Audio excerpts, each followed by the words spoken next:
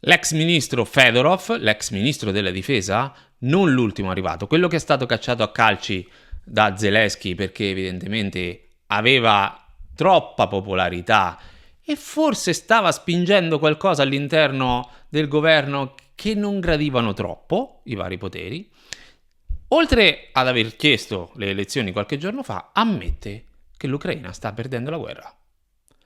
Apriti cielo. Sia mai. Non si può dire.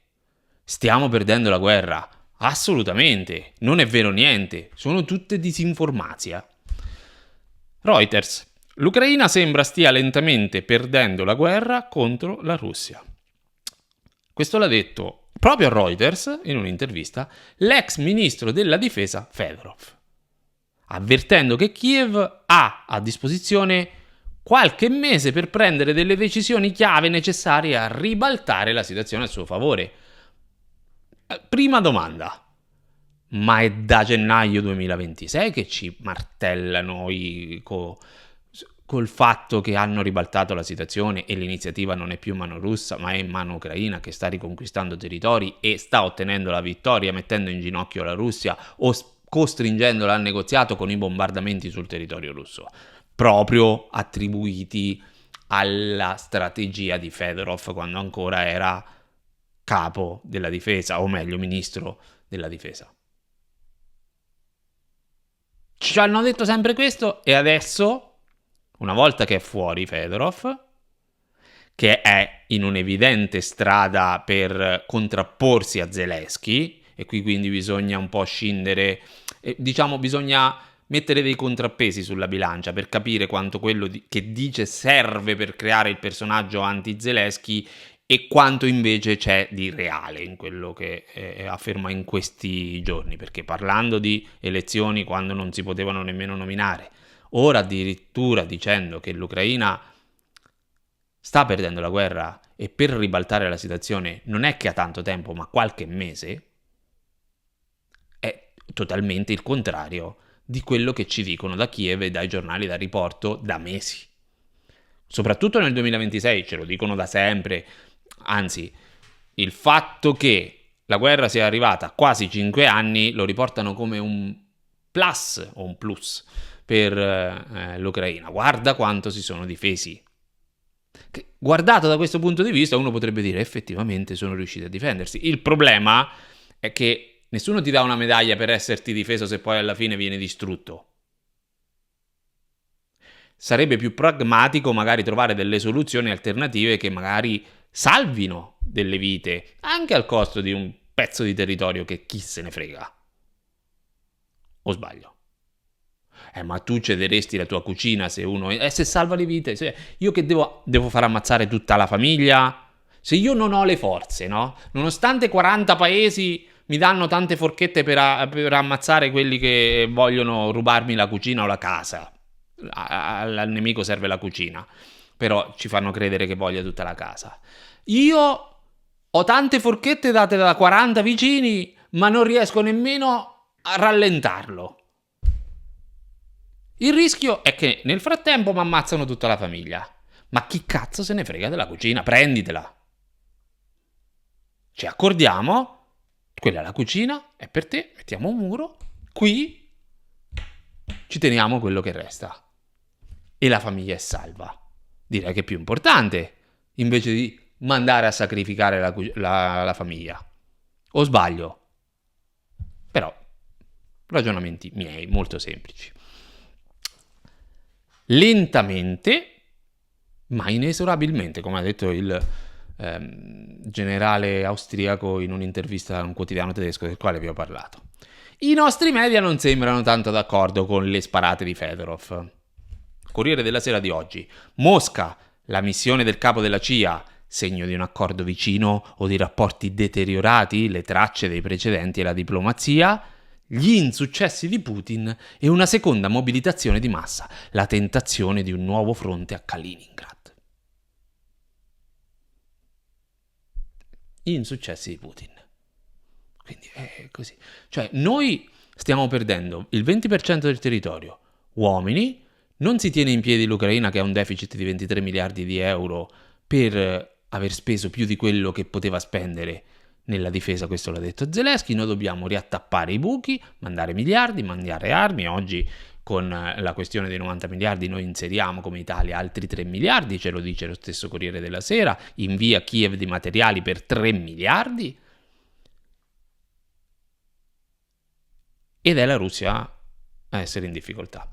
L'ufficio presidenziale ucraino, in risposta ai commenti di Fedorov, ha affermato che quest'ultimo aveva espresso un giudizio positivo sulla condotta della guerra quando era al ministero e che l'unica cosa cambiata è la sua posizione personale, cioè dice siccome adesso non è più ministro allora le spara cazzate. Prima invece diceva che andava tutto bene, adesso dice che va tutto male. Prima cosa, prova tu a immaginare di essere nel governo di Kiev e a dire stiamo perdendo la guerra. Prova solo a immaginarlo. Con tutto quello che capita con i servizi segreti di Kiev a quei personaggi che sono un po' andati contro la narrazione di un'Ucraina vittoriosa. Cioè li fanno fuori, fisicamente, cioè le ammazzano. E chissà che non sia stato proprio mandato via nel rimpasto di governo proprio perché aveva espresso, perché lui ha preso anche delle posizioni per quanto riguarda la corruzione, diceva che i fondi che arrivavano per la difesa dovevano essere distribuiti in modo più trasparente per evitare appunto che venissero dirottati nelle tasche di tanti corrotti che nelle ultime interviste ha detto sono centinaia, ma evidentemente mentre sei dentro non puoi permetterti di fare niente. Penso, io non sto dipingendo Fedorov come un santo, improvvisamente non lo è. No, fa parte del sistema, è ovvio, e probabilmente in tutta questa sua esternazione, in questo momento, c'è molto di costruzione del suo personaggio anti-Zelensky. Non è che può fare l'anti-Zelensky per un nuovo... per correre alle presidenziali dicendo le stesse cose di Zelensky, perché se no il popolo dice allora votiamo il vecchio. Se veramente c'è una volontà a livello popolare di cambiare. Un sondaggio condotto a fine luglio ha rilevato che l'82% degli ucraini credeva che l'Ucraina avrebbe vinto. Ma con tutto quello che non gli dicono, che cosa volete che possa pensare? Guardate in Italia, con tutto quello che abbiamo come possibilità di informazione, c'è tanta gente che crede in questo momento, dopo 4 anni e mezzo, che l'Ucraina sta vincendo la guerra. Sebbene la maggior parte si aspettasse che i combattimenti sarebbero portati fino al 2027. Mai dire che stiamo perdendo, non bisogna mai dirlo, nemmeno nei sondaggi.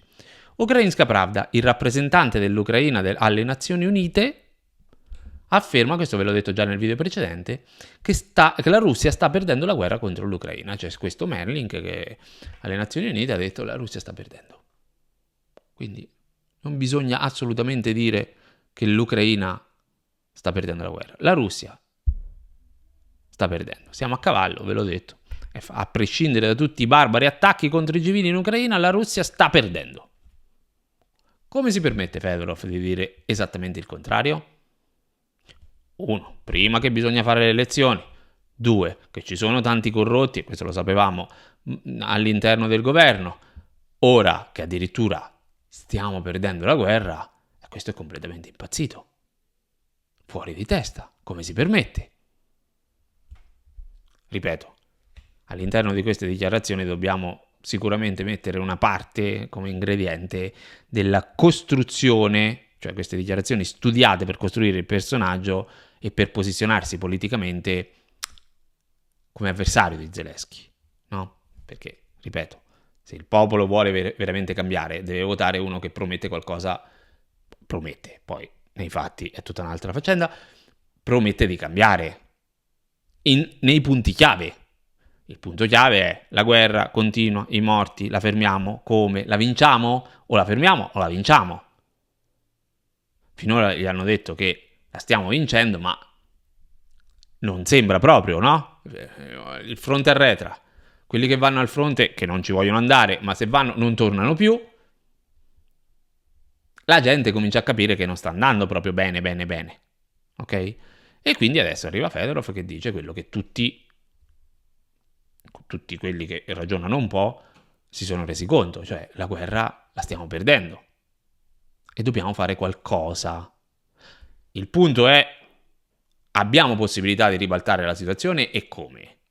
Lui dice con le questioni tecnologiche e l'intelligenza artificiale. A proposito, c'è stata la notizia dell'uso dei droni da parte della Russia con l'intelligenza artificiale totalmente autonomi, perché la guerra si sta evolvendo in questo modo. E Fedorov dice la stessa cosa. L'evoluzione e l'uso di tecnologie, a proposito, quelli russi sembra abbiano dentro i chip Nvidia americani, che però non sono stati forniti dagli americani, li hanno acquistati attraverso una triangolazione, vabbè, comunque tutta una polemica di questo genere. E lui dice che per ribaltare la situazione c'è questo, ma c'è il problema che anche dall'altra parte hanno la stessa tecnologia o la possono reperire nello stesso modo come la potrebbe avere l'Ucraina. Però, ammesso che ci sia la possibilità di ribaltare la situazione, siamo in tempo? Che cosa bisogna fare? Quanto esborso economico bisogna ulteriormente aggiungere a quello che già stiamo pagando? Cioè, non è una cosa banale.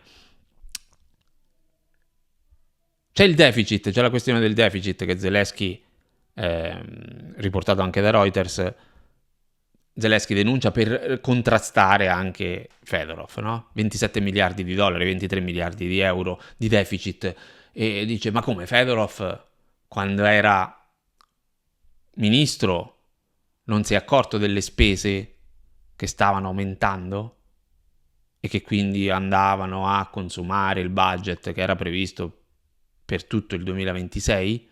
Se la stanno un po' giocando in questo modo, no? Ma Fedorov quando era qui lo doveva sapere, lo sapeva, adesso fa finta di no, perché Zelensky ha un po' timore di essere scalzato. Come popolarità non è che stia proprio volando, e c'è questo Fedorov nuovo, giovane, parla diverso, piace alle mamme, parla di vittoria, confermando che in questo momento la stiamo perdendo la guerra.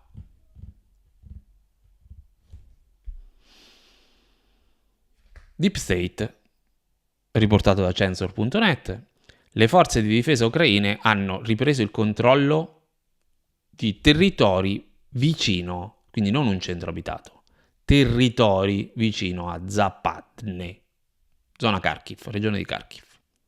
Territori, potrebbero essere anche dei campi. Stesso report, le truppe russe erano avanzate nei pressi di Dorozhnie e Safivka, 2 centri abitati, nella regione di Donetsk. ISV riporta che le forze russe continuano operazioni offensive a Liman, la cintura delle città fortificate, questa è da nord, verso Sloviansk.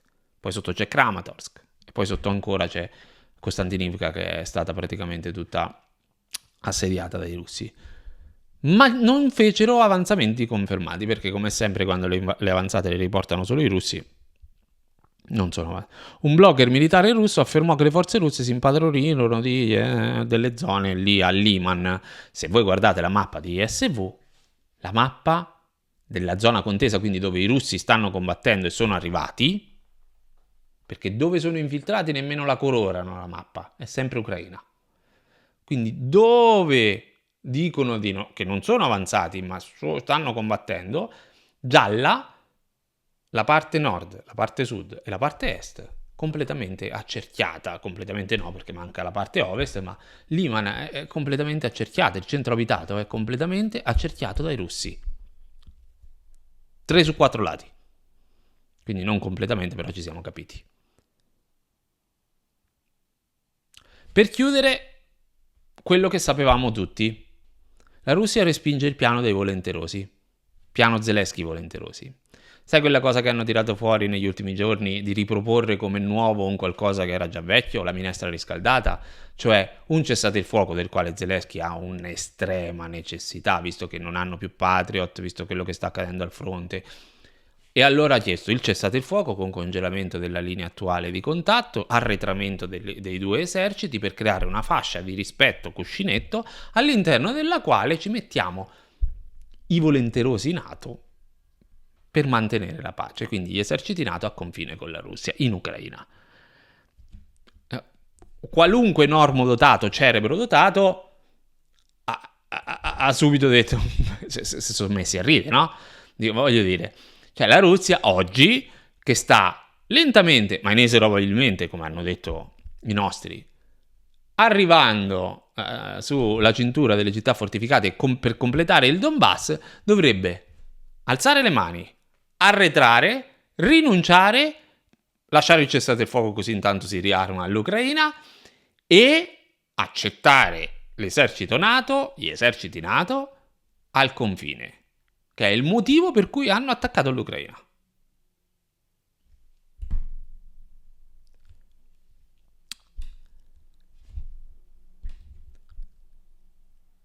Ha risposto a Macron, a tutti questi Peskov, ok? Abbiamo ripetuto più volte a diversi livelli che lo schieramento di contingenti militari stranieri dei paesi della NATO è inaccettabile per noi. Voglio dire, se vuoi sentirti dire no, come ho detto nel video, vai a Mosca, sputi in faccia a Putin e forse ottieni un risultato migliore. Cioè, ma... Però, pazienza, è arrivato il niet dalla Russia, ma ce lo potevamo aspettare, voglio dire, no? Tra l'altro, i volenterosi che vogliono fare grandi esercitazioni congiunte per la pace. Per la pace.